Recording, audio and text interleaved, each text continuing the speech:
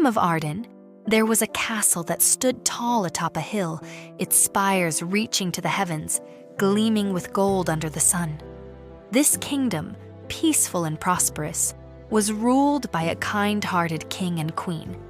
But despite the beauty and tranquility of Ardin, their only son, Prince Leo, was restless. Leo had always felt that there was something more beyond the walls of the castle, something waiting for him in the great wide world. He was often seen wandering through the castle's garden, looking beyond the horizon, his mind filled with dreams of distant lands. The court jesters and the royal advisors would often joke about his adventurous spirit, for he was unlike other princes who preferred the luxury and comfort of their royal estates. But for Leo, the royal life, with its etiquette and formalities, felt confining. He longed for the kind of adventure that filled the pages of the ancient books in the castle's grand library. One fateful evening, as Leo perused the library's dusty shelves in search of something to spark his imagination, he found a scroll wrapped in faded crimson cloth. It was tucked away in the farthest corner, beneath layers of dust. The scroll's writing was in a language he did not recognize, but the parchment felt strangely warm in his hands. Unfolding it carefully, he read of a legendary horse, an enchanted steed of celestial beauty, said to possess the power of flight.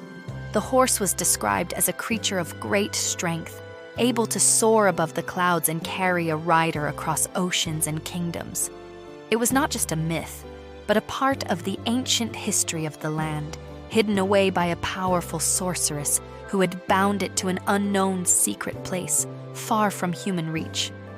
The scroll's final words whispered of a location known only to a few: the Valley of Forgotten Dreams, a land where time itself seemed to stand still.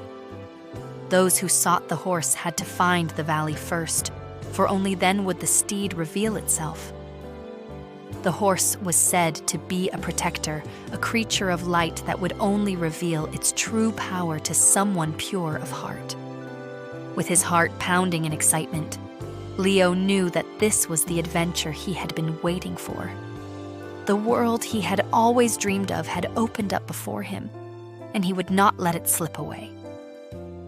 The next morning, he prepared for his journey, bidding farewell to his parents, who were reluctant to let him go, but understood his need to seek his own destiny. Leo's path was long and difficult.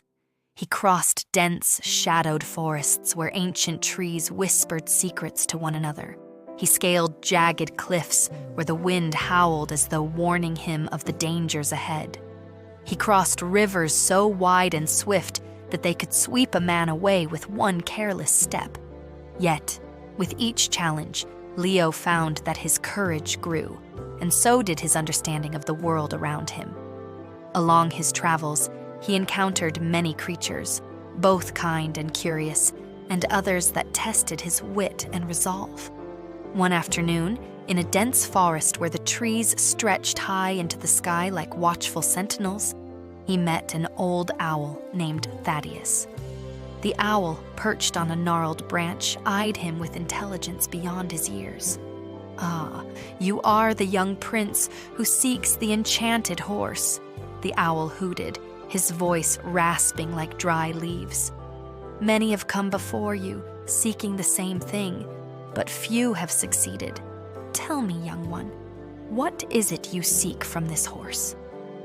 Leo was startled by the owl's directness, but answered honestly, "I seek the horse to take me to distant lands, to show me the wonders of the world. I seek freedom, freedom from the palace and its rules." The owl studied him with keen eyes, as if peering into his soul. "You seek freedom, but freedom is not simply the absence of rules, young prince. True freedom comes from knowing yourself. It comes from understanding the heart of the world. The horse you seek will not simply take you to faraway places. It will challenge you to see beyond what is in front of you and help you understand your place in the world." With a knowing smile, the owl fluttered his wings and flew away, leaving Leo to ponder the words that had resonated deep within him. After weeks of travel, Leo finally arrived at the mist-covered valley known as the Valley of Forgotten Dreams. As he passed through the valley's ancient stone archway, he could feel the air change around him, lighter, filled with an almost tangible magic. The sky overhead was a deep shade of violet, and the ground beneath his feet seemed to hum with life. At the center of the valley stood a vast, shimmering pool of water, its surface perfectly still. Leo approached the water, and as his reflection rippled across the surface, he heard a soft whinny, like a faraway echo. He turned to find the source of the sound, and there, emerging from a thicket of silver-leaved trees, was the most magnificent creature Leo had ever seen. The horse stood tall, its coat as white as moonlight, its wings sparkling with iridescent feathers that shimmered like the stars themselves. Its eyes, large and deep, glowed with an ancient wisdom that seemed to pierce Leo's very soul.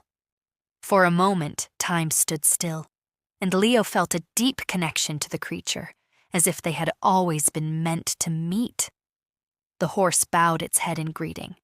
"I am Astrion," the horse spoke, its voice clear and melodic. "I have waited for you, Prince Leo." Leo's heart raced. "You can speak?" "I can, but only to those who are worthy of my trust," Astrion replied. "You are the one who has come seeking me. But before you ride, you must prove yourself worthy." Leo was eager, but he did not rush. "How do I prove myself?" Astrion's eyes gleamed with understanding. "You seek freedom, but freedom is not something that can be given to you. It must be earned. You must first free your heart from your desires, your doubts, and your fears. Only then can you truly understand the power of flight." Astrion then asked Leo to perform a series of trials that tested not just his physical abilities, but his heart. He had to cross a ravine on a rope bridge that swayed perilously in the wind, symbolizing his courage. He had to navigate through a labyrinth of fog and shadow that distorted his perception, requiring him to trust in his intuition, symbolizing his wisdom. And finally, he had to save a wounded creature, a small bird with a broken wing, and nurture it back to health, symbolizing his compassion. With each trial, Leo grew not just stronger, but wiser. He learned that true freedom was not about escaping responsibility or following his whims, but about understanding the responsibilities he held and choosing to carry them with grace. At last, when Leo had proven himself, Astrion spread his wings wide. "You are ready now, Prince Leo," he said. As Leo mounted Astrion's back, he felt a sense of peace and excitement blend together. The ground beneath him seemed to vanish as the horse took flight, soaring into the sky. For the first time in his life, Leo understood the true meaning of freedom. It was not an escape. It was a harmonious dance with the world, a balance of self and purpose. They flew across oceans and through clouds.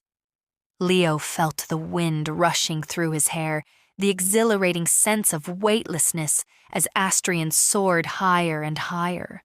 They flew over kingdoms and lands Leo had only read about, and in each place he gained new insights into the lives of others, understanding their struggles and joys.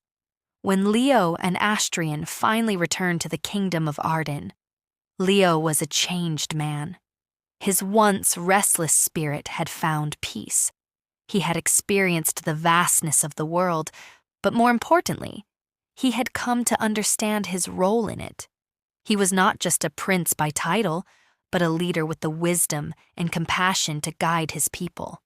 Upon his return, the people of Ardin greeted him with awe, not just because of the adventure he had undertaken, but because of the wisdom and understanding he brought back. His kingdom flourished not because of wealth or power, but because of the care he showed to every individual in it. And though he no longer rode Astrion, the enchanted horse, he carried with him the lessons of the journey. Leo had learned that true freedom comes from within, the freedom to live with purpose, to make choices that align with one's heart, and to understand the deep connections that bind all living things together. The legend of the enchanted horse continued to be passed down through generations, not just as a story of magic and adventure, but as a reminder of the importance of self-discovery, growth, and the delicate balance between freedom and responsibility.